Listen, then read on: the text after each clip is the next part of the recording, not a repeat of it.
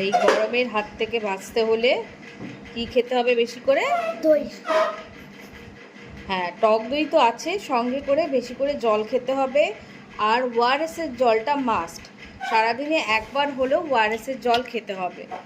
আর দুপুরবেলার দিকটা যদি অতিরিক্ত কাজ মানে না থাকে, মানে খুব প্রয়োজন ছাড়া বাড়ি থেকে বেরোনো না উচিত, একদমই বেরোনো উচিত নয়, কারণ যা লু বইছে। আর বাড়ি থেকে ঢুকেই সঙ্গে সঙ্গে জল খাওয়া একদম উচিত নয়, একটু বসে তারপরে কিন্তু জল খাবেন, তাই তো দুষ্টু?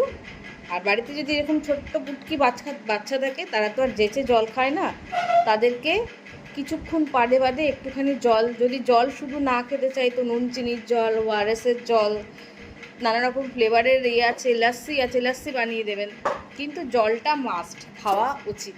মামি একটু